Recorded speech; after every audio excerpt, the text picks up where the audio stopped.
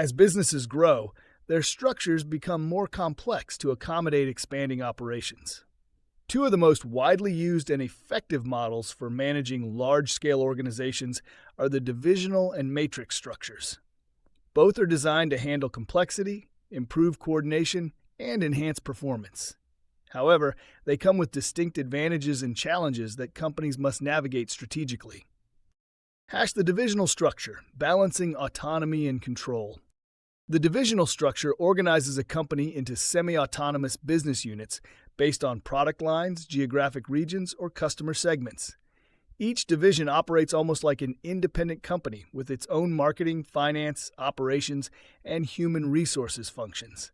This autonomy enables businesses to be more responsive to local markets, industry trends, and customer preferences. Key advantages of the divisional structure. 1. Market responsiveness. Since each division focuses on a specific market or product, it can quickly adapt to industry changes and consumer demands. 2.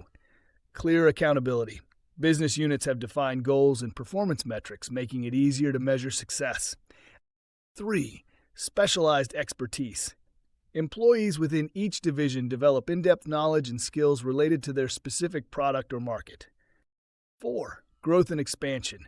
This model allows large companies to scale by creating new divisions without disrupting existing operations. Challenges of the divisional structure. 1. Resource duplication. Each division has its own functions, which can lead to inefficiencies and increased costs. 2. Internal competition. Different divisions may compete for company resources, leading to conflicts. 3. Limited collaboration. Since divisions operate independently, cross-functional teamwork and knowledge sharing may be limited. The matrix structure, a dynamic and collaborative model. The matrix structure is designed to integrate multiple dimensions of business operations. Employees report to 2 or more managers, typically a functional manager, e.g., head of marketing, and a project or product manager. This dual authority system enhances collaboration and resource sharing across departments. Key advantages of the matrix structure. 1. Improved collaboration. Employees work across teams and functions, fostering innovation and knowledge sharing. 2. Efficient resource utilization. Resources are allocated dynamically based on project needs, reducing redundancies. 3. Flexible and adaptive.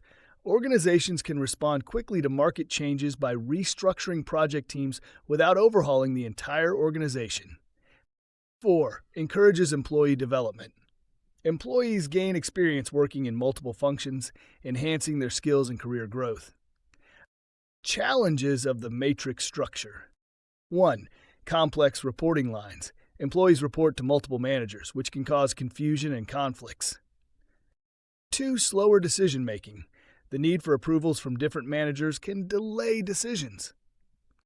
3. Increased management overhead. The structure requires strong leadership coordination, which can add to administrative burdens.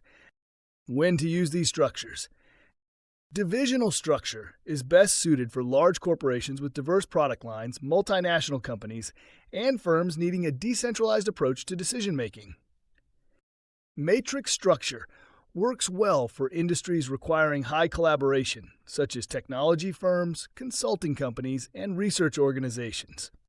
Final thoughts. Understanding the strengths and limitations of these structures is critical for business leaders aiming to design an efficient and adaptive organization. While the divisional model provides autonomy and specialization, the matrix model fosters collaboration and flexibility.